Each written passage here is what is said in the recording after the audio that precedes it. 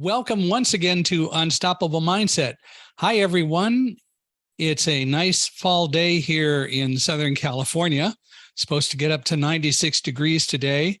It is late September, so for those who remember, it is also the time of Hurricane Ian in Florida, and our thoughts are with all the people and creatures down there. But today, we get to interview someone and talk about some of those creatures. Nick Bayard is a person who has been involved in dealing with natural resources and so on. He's the executive director of BirdNote, and we're going to get to that and all things Nick as we go along. So Nick, welcome to Unstoppable Mindset. Thank you so much. It's an honor to be here. Well, it's our pleasure, and we really appreciate you taking the time to be here with us. Let's start just kind of learning a little bit about you. Can you kind of tell us where you came from and how you got where you are a little bit? Sure. Well, I grew up in Delaware in kind of a little bubble, to be honest. And, my education and career kind of took a winding path because I didn't really see a career out there that looked like something I wanted to do forever. I just feel like there's too much to try to pack into one life, to commit to sort of, doctor, lawyer, et cetera. And so I think that was both a blessing and a curse because it led me to follow a lot of different paths. And it led to a lot of frustration too, because I think our society is set up to reward sort of monotony and continued building, of a career over a period of time. But I wouldn't trade it for anything because it's given me a lot of unique experiences, like serving in the Peace Corps in South America, getting to do racial equity work in government, and now being executive director of a wonderful organization that I've loved for a long time. Came a bit out of left field because I had done so many things that kind of added up to what the BirdNote board members wanted in this role that all of a sudden things kind of fell into place for something that I never could have predicted. So it's been a winding road, but I'm really thrilled to be where I am and happy to get the chance to talk about it with you. Winding roads are always kind of fun. You never know where you're going to go next, or maybe you do, but at the same time, it's always the adventure of getting there that's at least half the fun. And you've had that experience too, right? I mean, you've had yes, quite a number of lifetimes packed into one, right? It has been a fun adventure, and it continues to be, and I can't complain about that a single bit. It's it's all about choices, but it is all about embracing the adventure of life too. Exactly. So what, you went to college? I went to Brown University in Rhode Island and studied environmental studies, and really had a wonderful experience there. Then what got you from there to the Peace Corps? I thought I was going to go down the path of a biologist, scientist, ecologist.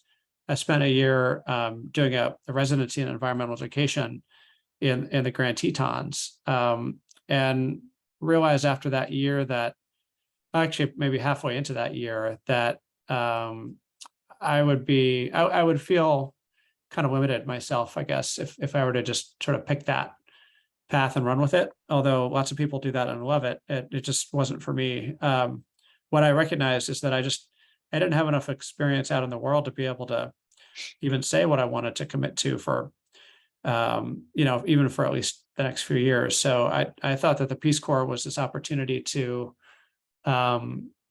really throw myself into the unknown and experience something completely different, and hopefully learn more about people, learn more about institutions, learn more about how different cultures and communities operate. And it was like throwing myself in the deep end. I got even more than I bargained for, I'd say. How so? The Peace Corps was hard in ways that I didn't expect. I think I was conditioned to think of it as just really an opportunity to help make the world a better place. But there's a danger of that savior mindset if you go to a place thinking that you have the skills or the resources to be able to help or save in a way that you've maybe seen it on TV, and you realize you're with people, and you're not any better or worse than the folks that you're going to live with.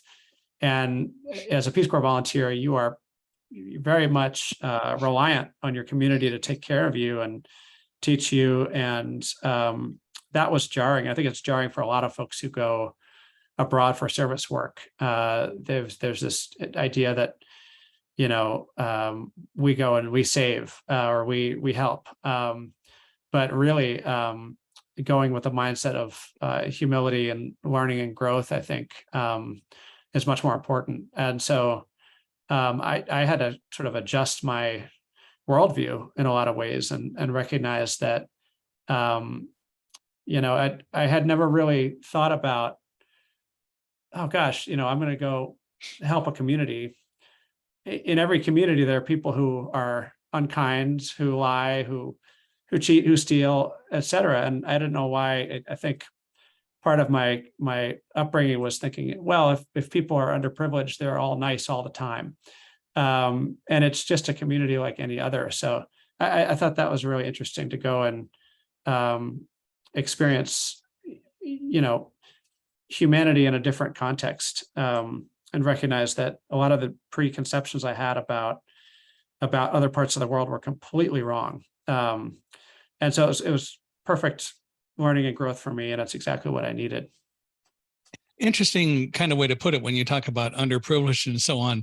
Do you think today that there is underprivileged in other parts of the world as you thought they were when you were first starting out in the Peace Corps?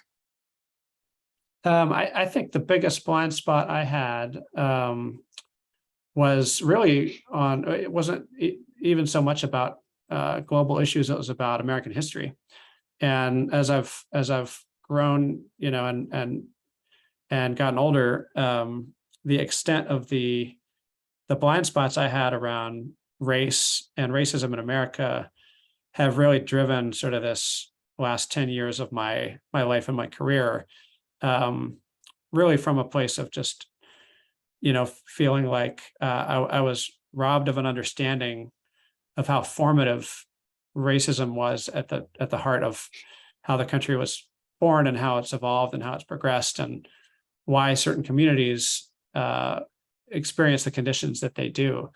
And so that's something that I've really worked hard at to understand, because it's not history that I got in school. It's not history that I heard about in my community. And as I came to find out, that's very much by design. And so I don't blame myself for it, but I recognize the responsibility I have to always keep learning and growing. Yeah. Well, I think that we do oftentimes find that there are any number of people who think, well, we're so much better off than they are. And I think it depends on what you mean by better off. If you think about the world being more technologically advanced and we have access to more technologies and more creature comforts in some ways anyway, there's probably some truth to that. But when you get down into community, you get down into family, and you get to dealing with those concepts, and the closeness and the loyalty that people have, that's a whole different animal. And it's not necessarily at all clear that we're really any better off if as well as some people, at least from what I've heard and learned. Yeah, I think back to, I developed some really important friendships in Paraguay, and really got close to folks in a way that can't really compare to some of the friendships I've had in America, even, just because the cross-cultural, cross-language divide, bridging that is a powerful thing.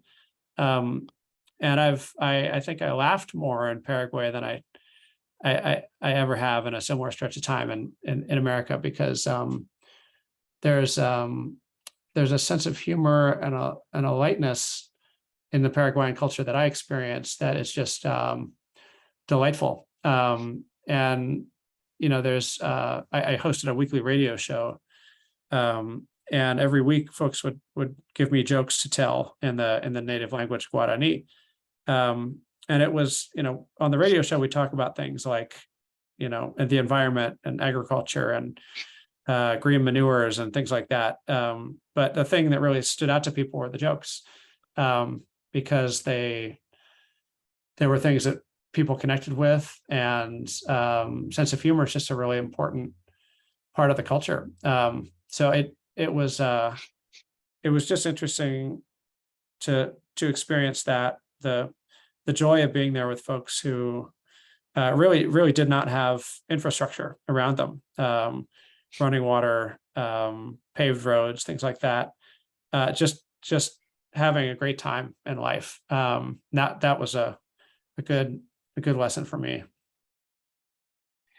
Yeah. And oftentimes, I think here in this country, we don't slow down and stop and think about life. And it's something that I've been thinking about a lot. And we're actually going to talk about it in the new book that I'm writing, which tentatively is titled A Guide Dog's Guide to Being Brave. But it's about taking time each day to stop and really think about what you did that day, what worked, what didn't, and just thinking about life. We don't meditate nearly enough, do we? You can say that again. I don't know if you have any go-to ways to remind yourself. That's something I struggle with, is just actually committing to a pause until I feel like I really need it. I don't know if you have any insight. What we're talking about in the book are several different techniques that can help. One thing that I find a lot of people use are vision boards and treasure mapping and visioning, where you put something up on a refrigerator or somewhere to remind you of something. Like if you're going to take a vacation and you want to really keep in the mindset of getting prepared for that, you put a picture of, like if you're going to go to Hawaii, you put a picture of Hawaii up. Well, you can do the same thing with what we're talking about here. You can put up something around the house that says, don't forget to meditate at the end of the day. Or when you get into bed, before you turn off the light, if there's some place that you normally look, put there a note, don't forget to take 5 minutes or 10 minutes to meditate. You can put reminders up to do that. And what eventually happens, if you do it and are consistent about it, you'll create a mindset that will cause you to automatically do it. And you'll be able to go more into a mode of meditating. I took a course in transcendental meditation in college. And what they suggested was just make it a habit to get up 20 minutes early and meditate in the morning, and take and set up a time to do it at night. Nowadays, we have other ways to help with visioning. I, for example, put a lot of reminders in my little Amazon Echo device. I got to be careful of what I say, or she's going to talk to me. But I put reminders in of things that I want to do, not just about meetings on the calendar, but other things. And that's another way to vision. It doesn't have to be from an eyesight standpoint. So if you have an Echo, you can tell it to remind you at 11 o'clock every night, hey, go meditate for 10 minutes. I mean, there are a lot of ways to use technology and techniques to create a visioning environment to get you into the habit of doing something. That's great.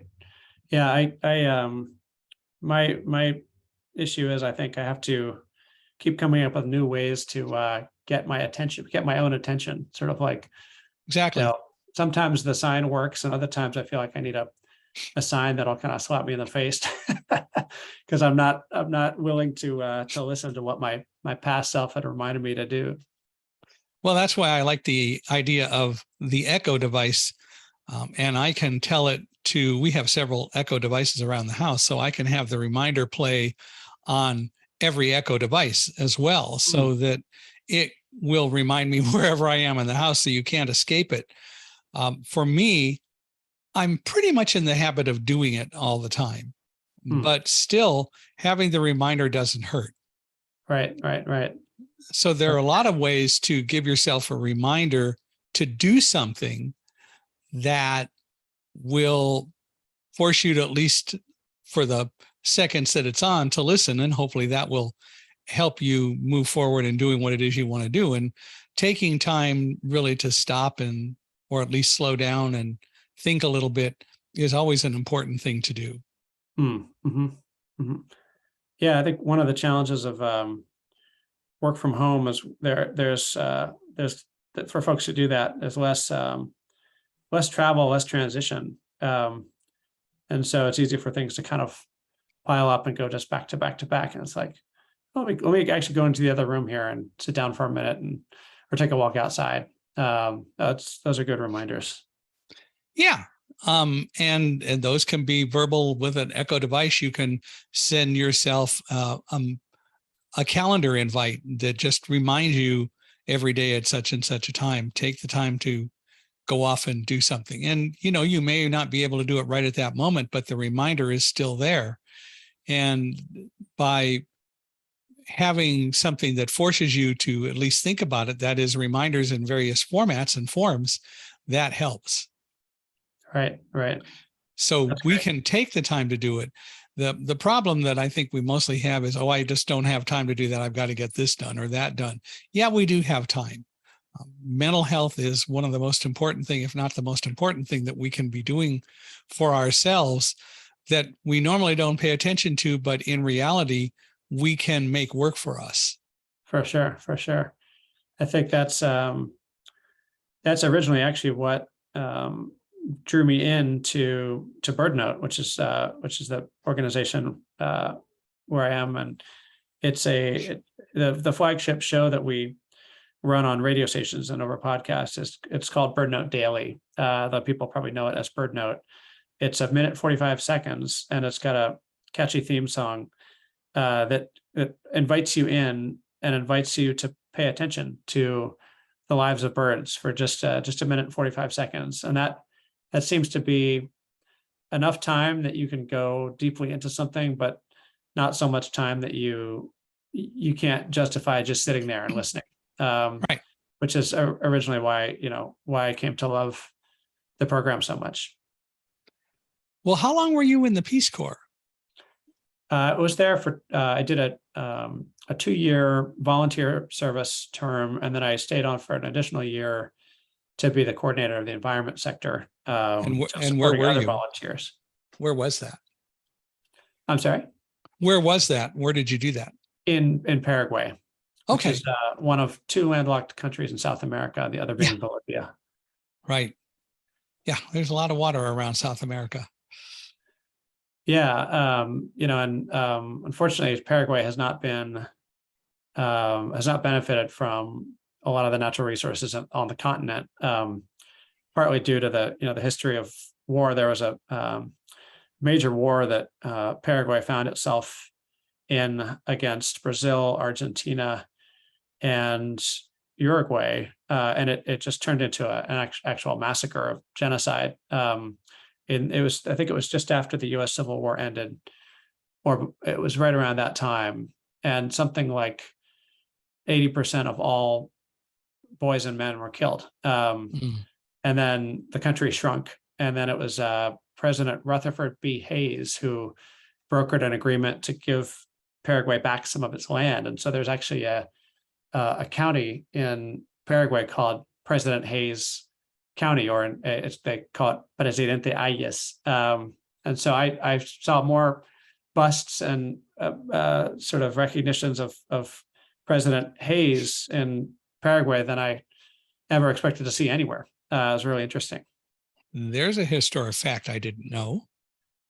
Cool. And that's a good thing. And we do have a Paraguay today. And so you spent time in the Peace Corps there, which is always a good thing. Yeah. And it was interesting to go and realize that Spanish wouldn't help me very much. I spoke a little bit of Spanish when I got there, but the Peace Corps trainers quickly put me into a class to learn the language Guarani, which is the language that most Paraguayans speak most of the time. And the class itself was taught in Spanish. And so I was just really having a hard time with that one because it sort of felt like, trying to use tweezers with oven mitts on. It's like, I barely know what you're saying. I'm supposed to understand it enough to learn a whole new language. It ended up working out really well, but and I ended up learning it very well, very, very, very fluently. But those first few months were pretty rough. Well, there's nothing like immersion to force you to learn something, which is going back to what we talked about as far as giving yourself reminders to take time to think about life. It's all about immersion. Yeah. The other really surprising thing that happened when I was first arriving in Paraguay was I was just starting to go bald, and I was dealing with all the emotions around that, and having a hard time with that. And some of the folks in my community where I was training would ask me about it and prod me about it and even make fun of me about it. And so I realized, okay, if I'm going to be able to have a snappy comeback or something, I've got to I've got to figure this out, because I just I'm having a hard enough time with this already, and just to have people kind of prodding me, on something that I'm sensitive about, I need to learn to communicate here. Also a good way to maybe pick up some more jokes for a future radio program. Yeah, exactly. So what did you do after the Peace Corps? Well, I came back to the U.S. and wanted to be in D.C. because that's where a lot of international development work is based. But I actually ended up working for a nonprofit that develops high quality preschools in low income neighborhoods, called Apple Tree Institute, and help them raise money and develop new schools in areas where there hadn't traditionally been very effective schools. And it was there that I really learned how to pitch an organization to funders. It was a fundraising role, and so that was really valuable for me, because I got to really understand how, what's compelling to people who might want to give, and what is fundraising other than really giving somebody the opportunity to support something maybe they didn't know that they wanted to support. So I came to really enjoy fundraising, and realize that if it's for something that I care about, it's a great opportunity for me and for the people that I connect with to make the world a better place. Yeah. How long did you do that? I was there for 2 years. After about a year and a half, I felt like, okay, I've kind of plateaued in this role. I'm going to apply to grad school. I got a very good score on my GRE, and a friend of mine I told her the score, and she said, "You could go to Harvard." And I had not thought of that before she said it. And it sort of got the wheels turning, like, let me see what Harvard has going on. And they had a master's program in public administration and international development, which was really appealing because it was quantitative heavy. It focused on economics, which everybody in international development just kept saying, you got to have that foundation. And it ended up,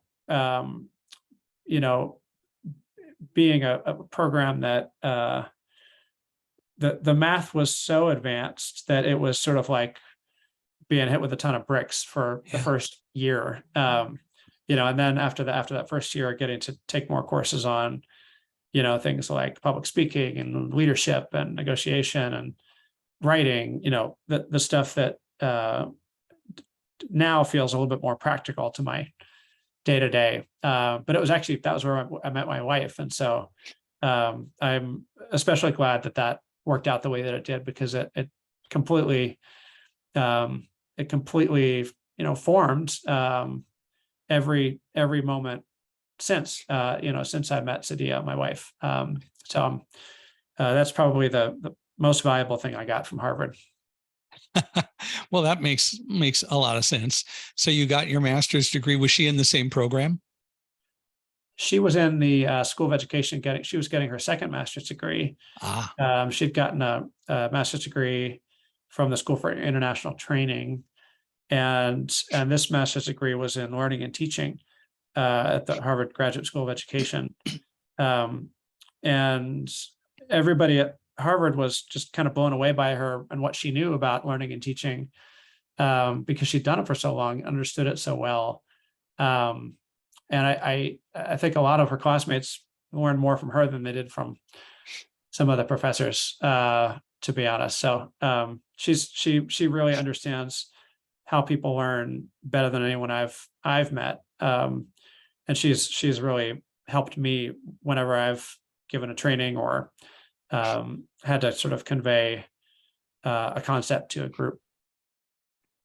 Well, just give her permission to remind you every day to take some time to meditate and think about life. And I bet you'll have the habit in no time. I bet you're right. Wives do that, and that's a blessing. So sure. So there you, and all that math. Well, everything needs math in one way or another, but I can appreciate the fact that once you survive the math, and sometimes I wonder when colleges and universities do those things that you don't expect, like in a program like you're thinking of, give you so much math. Or when I was at UC Irvine, the people who went into the bioscience program, before they got to the point of being able to take all of the regular bioscience courses other than introductory courses, they had to take a year of organic chemistry. And a lot of the people in the biosci program were going to go into med, so they were kind of pre-med and all that. And what happened is that people who enrolled in the biosci program at UC Irvine, I know the first year I was there, 1,600 people enrolled, and there were 200 left by the end of their sophomore year because organic chemistry and other courses like that weeded them out. And the bioscience department was very deliberate about insisting that you have to do all that before you can go on. Even though, and the reality is, of course, you would use that organic chemistry, but still, before you could get to the real practical stuff, you've got to be able to deal with the theory. So kind of wonder if they were doing that at Harvard, if that was part of the logic. I wonder, there's you wonder how sadistic some of these some of these folks are who design these programs. One of the things that, I feel like our program at Harvard does, is it signals to folks who know about that degree that you can do something very intense and difficult, even if you don't end up using a lot of the hard skills, that you worked on there. So that's been valuable for when folks know about that degree program. Anybody who's been through the Harvard Kennedy School will, I think, sit up a little straighter when you tell them that you have an MPA ID, because that's the one that it's really the gut punch, especially in that first year. Yeah, well, you survived it and you moved on. What did you do after you got that degree? I actually spent a year working on music, and recognized that there probably wouldn't be a time in a transition period when I'd have the opportunity to pursue music, which is something I've always loved and always done, for just a full-time thing for a while. And so when I met Sadia, she had been with our oldest son at the time. She'd come over as a single mom with her son, Ukweli, to Harvard. They kind of uprooted everything and came to Cambridge. And when I met Sadia, Ukweli was 10. And so we kind of became a family unit pretty quickly. And obviously when Sadia and I got married. And so one of the things that came of that time, we were living in DC, was Sadia said, "Why don't you write a children's album?" And all of a sudden, all this music just started coming out of me, inspired by my conversations with Ukweli. And so it was really quite a fun time to be able to talk to him and understand his worldview, and then write some music based on what I learned. And we ended up recording and producing this album together called Wishing Well. And it became pretty popular on the children's radio stations. And Ukweli and I were invited to be showcase performers at the world's only, at the time, children's music conference, KindyCom. And at the time, we were the only act that had an actual kid in the group. So that was quite a special time. And we moved back out to Tacoma to put Ukweli back in his school he'd been in. But we stayed on the East Coast for a year and did music and made some memories.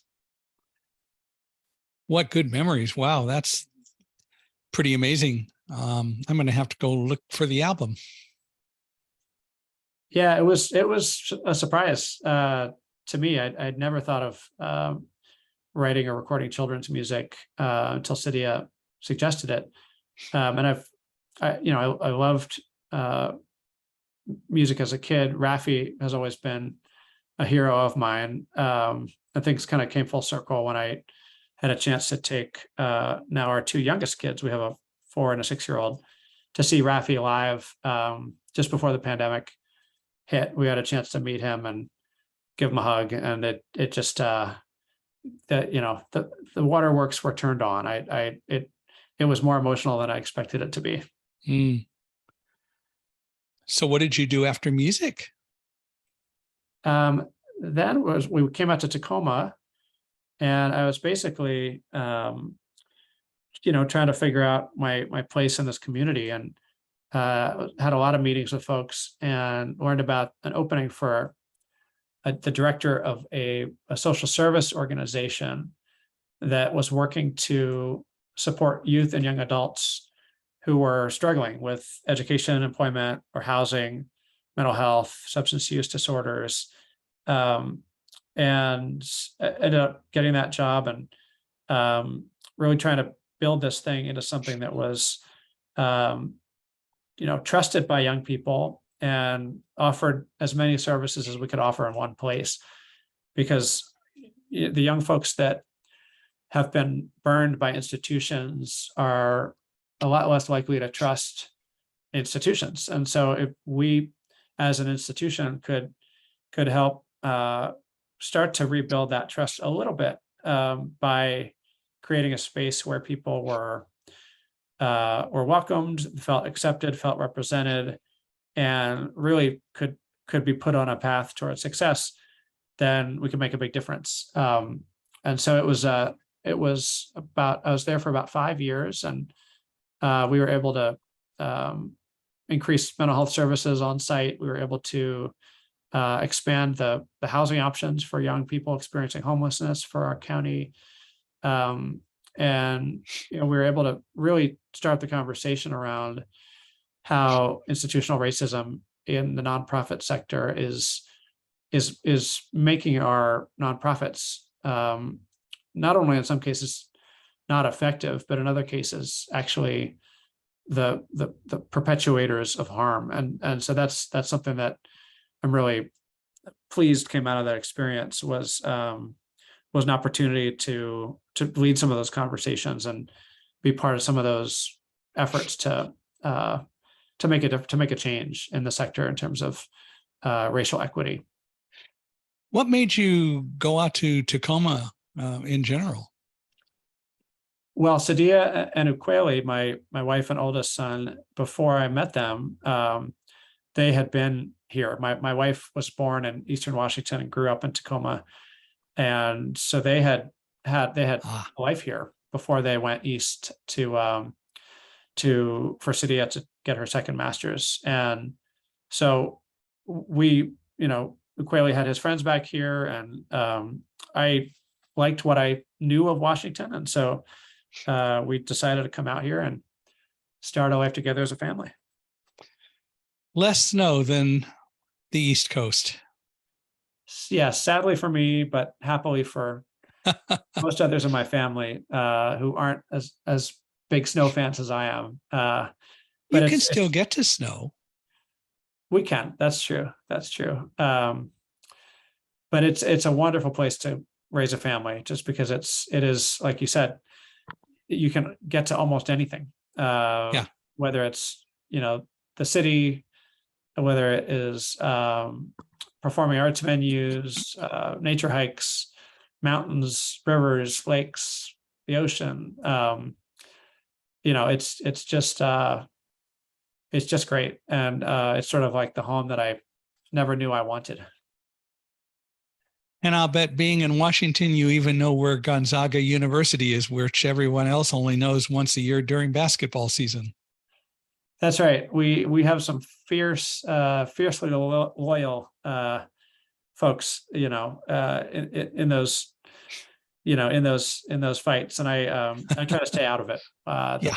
The sports, the sports debates. I had the honor of being invited to speak at Gonzaga several years ago. It was a lot of fun and very much Great. enjoyed being up there. So That's great. I've spent a lot of time around various places in Washington, which is always a good thing. We love Washington. Although we love Victorville where we are. We love it especially because our house is very accessible. We built the house so that it's accessible for my wife. And so we can't complain. And as you said, working at home, you have all the things that you got to do, but we can create schedules and set it up to work right. So it works out very well for us. So we're pleased. That's great. I'm curious if you have any reflections on, the people in Washington versus the folks where you are. Is one of the things I learned when I came out was that that there's just sort of this norm of it's okay to just start talking to somebody without even sort of an intro, sort of like you'd be at the supermarket and you could enter the middle of a conversation with somebody you've never met. I don't know if that was your experience when you came out here. It was, and there are parts of California where you can do some of that, but I think the whole world is changing. We're getting to be such a polarized world because of things that are happening in politics that shouldn't happen, that people aren't talking to each other nearly as much as they used to. I don't know whether you're finding that up there, but we are seeing a lot more of it down here than we used to. I find myself a little more closed off for a couple of reasons. One being, I still mask most places I go, and I also wear hearing aids. And so the combination of the mask and the hearing loss, and just the mechanics of that, and then if somebody else is wearing a mask, it makes it really hard for me to hear what they're saying because I can't read their lips. And at the same time, also like being a little bit wary of being around folks for too long in close environments. We've been lucky with COVID. We haven't had it, but just I'm looking forward to science figuring out more about how to prevent it, how to treat it, how to deal with long COVID, that kind of stuff. So yeah, I've not been as gregarious as I think I always used to be, but hope to get back to that at some point. We have stayed pretty close to home. I've traveled a few times to speak, done a lot of virtual things, but we stay pretty close to home just because it is safer. And, we can cope with that. We are pretty good at being flexible about things changing. And when people talk about getting back to normal, that just is never going to happen. And I first thought about that after September 11th, because people kept saying after September 11th, with all the things that were going on and government being closed for a week and the airports being closed and all that, and just all the discussions, and people started saying we got to get back to normal. And it was very frustrating to me. And I finally realized that it was frustrating because normal will never be the same again. Right.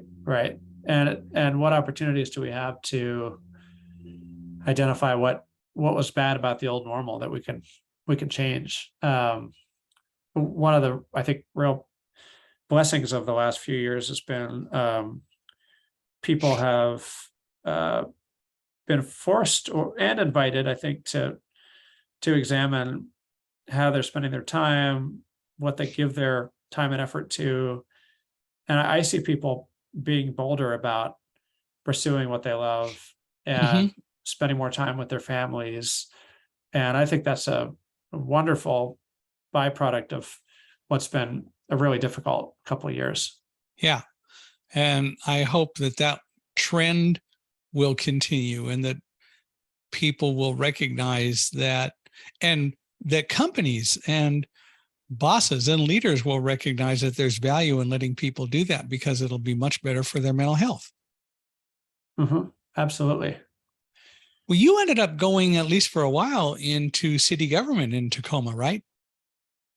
I did. I was the Assistant Chief Equity Officer in the Office of Equity and Human Rights, which is charged with supporting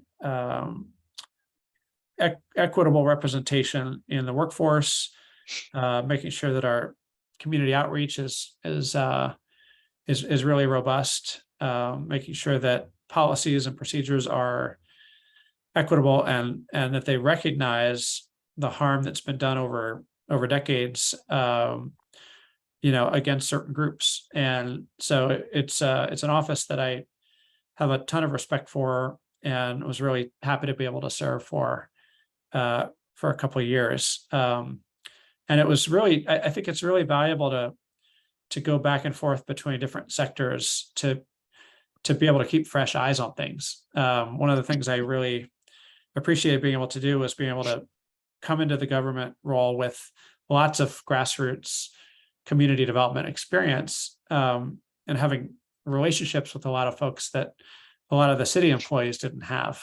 And so I was able to kind of be a trusted liaison for a lot of those groups and for city staff. And, everybody's got their own path, but for me, being able to, take that experience somewhere where it can be of good use is important. And that's also, translated to coming back to the nonprofit sector and going into public media now, is that I've got, that perspective of what it's like to be in government and, as an entity that reports to voters and to community members, in the way that our elections are set up and the way that our community engagement is set up. So it was quite a valuable experience. Did you, in dealing with all of the various issues and aspects around equity, of course, everybody talks about diversity and so on, but generally when they do, disabilities get left out of that. Did you find that you were involved at all or very much in dealing with equity from the standpoint of dealing with persons with disabilities and making sure that they get into the workforce and that we're treated fairly and so on? Yes, there actually, prior to my arrival, there had been a longstanding Tacoma area commission on disabilities, and most of the members of that commission, if not all, experience pretty significant disabilities, carry those in their lives. And so our office was charged with being the liaison for that commission. And so whenever there was the commission would bring a concern or a policy proposal to the city, it would come through our office. One of the projects that was underway that we helped move forward while I was there was around accessible taxis. And it was a good window into just how complex these policy challenges can be, because the elected officials that would have to put this into place, had to figure out. We had to figure out how much it costs. We had to figure out where folks would need to go. We had to figure out what it would mean to retrofit a taxi company's vehicles, and then how Uber and Lyft and others would be involved with that. And it's a multi-year process that's still underway. But what we did was we commissioned a feasibility study so that we could get a clear sense of what the cost and scope would need to be, so that the elected officials could make a good decision based on that. Something else the commission accomplished, which I'm really proud of, but I didn't have any personal part in this, is that they had the council pass an ordinance to require closed captioning in all places of business, restaurants and so on. So somebody that's hearing impaired or deaf would be able to watch TV, watch a sports game, and know what's going on in a way that they hadn't before. So I think the bigger issues to tackle had to do with accessible housing and accessible streets and that kind of thing. And that's ongoing work. Of course, other aspects of all that that still don't get addressed very well are things that deal with eyesight and things like braille menus in restaurants, or now you've got many companies that in one way or another are putting kiosks in their facilities, and McDonald's is now starting to make those kiosks talk, or even accessible voting machines so that a person who happens to be blind or low vision can go in and use an accessible machine to be able to vote independently. And there are just a lot of challenges like that that continue to get left out of a lot of the discussions, which is unfortunate. Very unfortunate. So a question for me is always how do we elevate voices like yours and others who oftentimes I think the discussion is the attention ends up going on, the group or the person that can shout the loudest. Yeah. And so that shouldn't be the case. It should be, we should take a look at intersecting issues of privilege and access and figure out, if we can redesign our systems so that those of us who, have the most barriers have an easy time of it, I think we'll all have an easier time of it. I'm always struck by the universal design concepts that make things accessible for folks with disabilities, but also make them easier to access for folks without disabilities. It's hard to argue against a lot of investment in that kind of change, I think. And therein lies one of the real keys. That is that in reality, a lot of the things that might make life more inclusive for us really would help other people as well. But so many people emphasize just one thing that it makes it more of a challenge, like eyesight, So even, and one of my favorite topics I've discussed a couple of times on this podcast are the Tesla vehicles, where everything is really driven by a touchscreen. And to use not only voice input, but voice output is limited or non-existent. There is some voice input to be able to do things, but I, as a passenger in a Tesla, can't even work the radio because it's all touchscreen driven. That's real lovely, except that whoever does it, and the case of a driver has to look at the screen. And yes, you do have some other capabilities of the Tesla helping with driving, but the reality is that with the state of technology today, people should be watching the road. And we've got the technologies to allow us to use other senses, and we don't do it nearly as much as we should. We have not embraced an inclusive mindset yet. And when we do, then a lot of the questions that people may have and the concerns that people may have will go away, because they'll realize that what affects some will really help everyone. For sure. I think part of the reason we get stuck on some of these things is that we tend to think about things in either or terms, like either you support blind people, or you support immigrants, or you support people of color, or you support the LGBTQ community. And these are like, seeing these as like completely separate projects is a recipe for complete failure to make anything change. And I think what we need to recognize is that every group contains elements of every other group. Correct. And so helping one group fully is going to help other groups in different ways, and thinking of ways that we can invest in those, in the middle of those Venn diagrams, so that everybody benefits. Right. Well, so you worked in government, and then how did you get to BirdNote from that? Well, I've always loved birds and been fascinated by their behavior, their anatomy, their resilience. and had taken some ornithology master's levels classes when I was out in Wyoming. And, it hadn't been at the front of my mind, since I started a family. I hadn't been out bird watching too much.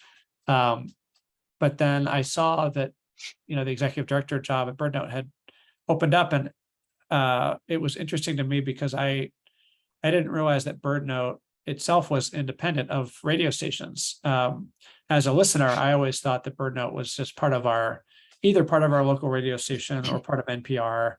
But in fact, it's an independent nonprofit. And so it took me seeing the job opening to understand how the organization was set up. And all of a sudden, I was just very excited about that opportunity because, I'd had nonprofit leadership experience. I love birds. I love the BirdNote Daily show and the long form podcasts that BirdNote produces. And it seemed to me that it was just a great next step in terms of getting to know a new field of public media, in terms of being able to take some skills I learned elsewhere and apply them. And it was, it was a job where I didn't know anyone going into it. And so, a lot of people, and myself included, get jobs through, a personal connection. Yeah. I introduce you to somebody, and then you go through an application or interview process. With BirdNote, it was first time recently where I just applied and was invited to interview. And so in that way, it was gratifying. Just not that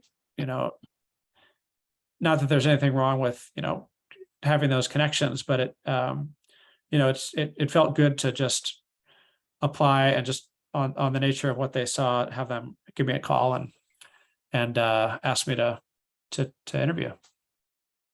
And the rest is sort of history. That's right. It's coming up on 1 year in November.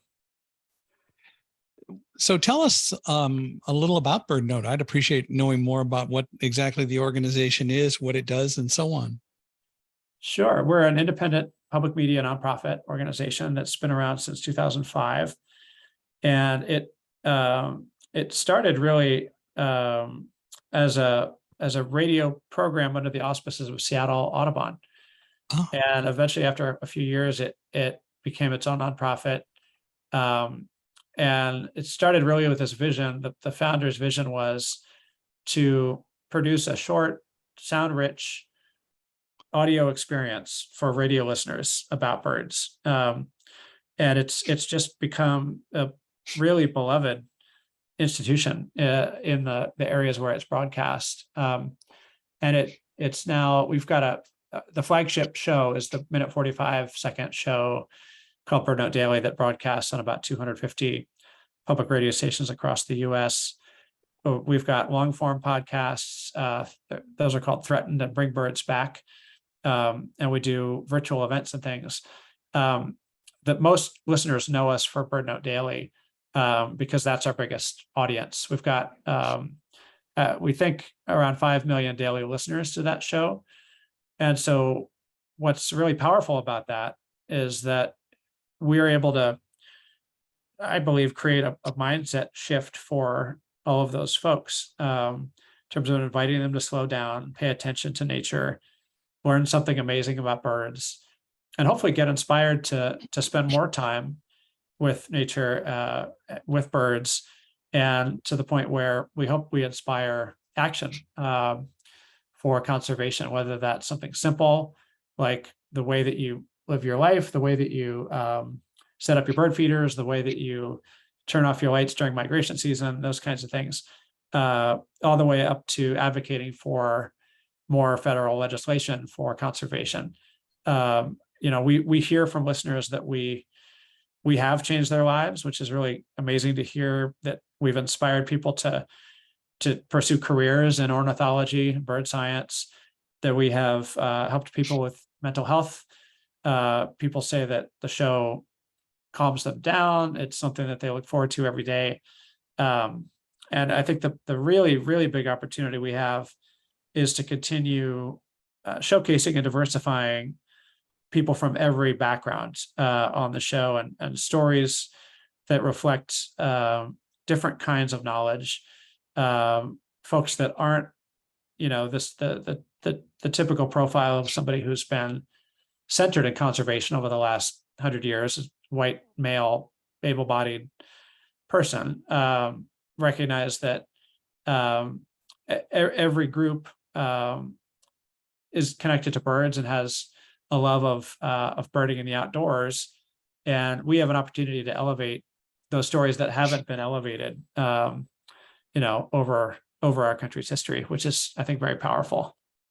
So what is a typical 1 minute 45-second show like? What happens? Well, sometimes we start with our theme song, which I'm not going to attempt to recreate with my voice here, but you can go on birdnote.org and hear that. It's a very short little, just very catchy, couple of seconds thing, and then you'll hear the narrator say, "This is BirdNote," and then you'll hear the sound of birds usually, and the narrator will talk you through what you're hearing. It will explain something about the bird's behavior, something that we're learning about the bird, something that scientists have just figured out, that kind of thing. Then we'll take you back to the sounds of the birds, and then maybe one or two more pieces of information, and then from time to time we'll let folks know what they can do to learn more, or to connect, or to make a difference for birds. This morning's show was about the white-banded storm petrel, which is a seabird, lives off the coast of Chile and Peru, and it lives most of its life just over the water. And it took scientists 8 years to figure out that this storm petrel actually nests about 50 miles inland in the desert, in part of the continent that people describe as looking like the surface of Mars. So anytime we can drop in some surprising, fun tidbits of information for our listeners, we love to do that too. So is BirdNote a standard 501c3 nonprofit? It is. And if you go to birdnote.org, you can learn more about how to get our email list, which gives you a sneak preview of all of our weekly shows. You can support BirdNote. We rely on the generosity of listeners to do what we do. And so, unlike a radio station, public radio station, which does a fund drive every couple of years, a couple times a year, we are asking listeners over social media and over our email list to support us with gifts. And we're fortunate to have a lot of generous listeners who donate monthly and who give annually.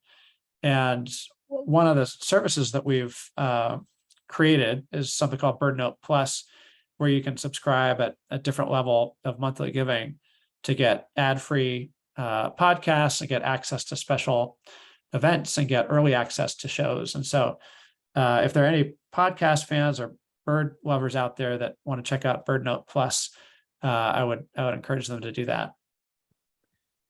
I would as well. It sounds like a lot of fun. I have not, I guess, either been up at the right time or whatever, have not heard BirdNote Daily here. So I'm going to have to go set up a reminder to go listen on the website, I guess, every day. Please do. Yes. You can subscribe anywhere you get podcasts. You can subscribe to the, so BirdNote Daily. Something that's really exciting is we just launched BirdNote en Español. So it's our first dual language production. So there's a new podcast feed for BirdNote en Español, where it's the same experience of the English BirdNote Daily, but in Spanish, and speaking with folks throughout the Americas that are doing conservation work in conversation in Spanish. It's I think a really great opportunity for us to broaden our audience throughout the Americas. And then our long form podcasts, you can also find anywhere you get podcasts. Sure. Bring Birds Back is I think just a really special program that's hosted by a young woman named Tanaja Hamilton, who models her entry into birding. And you just feel the enthusiasm and excitement as she gets into this and talks about things like what it's like to be a Black woman birder, what it's like to find your own community in birding.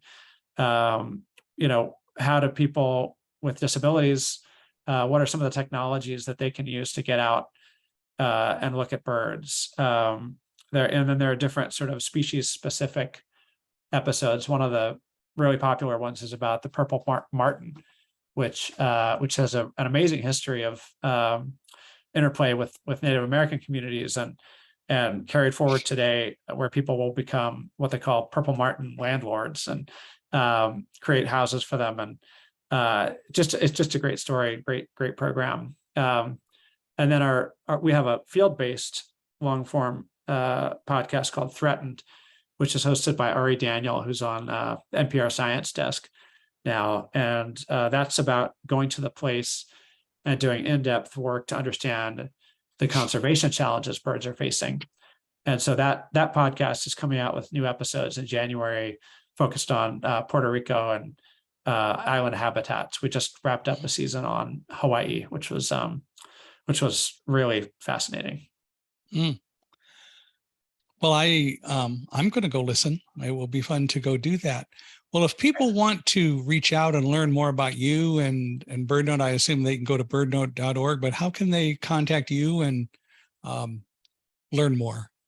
Sure. They can email me directly at nickb@birdnote.org. Always happy to chat. If it's a general BirdNote inquiry, you can email info@birdnote.org. We get a lot of people writing in with bird questions. How do we get BirdNote on our local radio station and that kind of thing. We love to hear those kinds of questions because it helps us connect with new audiences and new radio stations. I'm hopeful that we can grow the broadcast range of BirdNote, because right now we're on about 250 radio stations. But if we were to, get broadcast on some of the bigger stations, we could double or triple our audience overnight, which would be amazing. And it's just 1:45, so it's not exactly like a huge investment. I understand that time is a finite resource on radio, but I don't think there's any good reason why every radio station shouldn't play BirdNote. As short as it is, it makes perfect sense to do. Well, I find it fascinating, and I hope everyone listening to us today will find it fascinating as well, and that they will reach out to you. I think it will be beneficial. And as I said, I'm going to go make it a habit. I think I can easily do that. 1:45 is just not that long. It's not a big ask. It's such a joyful show. I came into this job as a huge fan, and just have become an even bigger fan. Just getting under the hood and understanding everything that goes into developing, creating, and producing these shows. So I just feel really lucky to be doing what I do, and lucky to have the chance to try to share it with as many people as I can, and lucky to ask people to write us checks and sign up to give, because that's what keeps us producing the stories, and what allows us to keep growing. Well, I'm going to go check out birdnote.org in a little bit more detail. Do you know if the website designer paid any attention to or spent any time making sure that it's accessible and put in accessibility kinds of elements to the site, or do you know if they've done that? We've done our web developer ran an accessibility audit. I need to dig into the details around which aspects are good and which are bad. They told us we got a 91% score. Well, that's pretty good. I think, yeah, I think it's pretty good. There's always room for improvement. One of the things that we were early adopters of is the transcripts. of every episode, and try to be really descriptive in those. But I know that we've got work to do, and would welcome any feedback you have for sure when you go and check it out. We'll do it, and I will definitely communicate either way. Well, Thank Nick, thanks again for being with us. This has been fun and fascinating. I hope you've enjoyed it, and we really appreciate you coming on, and we hope you'll be back and update us as BirdNote progresses. Well, thanks so much, Michael. And I just want to say I'm really inspired by you and your story, and I was just thrilled to hear from you and get the invitation to talk. So it's been just a really wonderful experience and a great honor to be able to chat with you today. Well, my pleasure as well. And for all of you out there listening, please reach out to Nick. Please learn more about BirdNote. And we hope that you'll give us a 5-star rating wherever you're listening to the podcast. We really appreciate you doing that. I'd love to hear your comments. Please feel free to email me at michaelhi@accessibe.com, ACCESSIBE, or go to our podcast page, michaelhinkson.com/podcast. But either way, would appreciate your 5-star review, would appreciate your comments. And Nick, for you and for everyone listening, if you know of anyone else who you think ought to be a guest on Unstoppable Mindset, we'd love to hear from you about that as well. So thanks for listening. And Nick, once more, thank you very much for being a part of us today in our podcast. Thanks so much, Michael.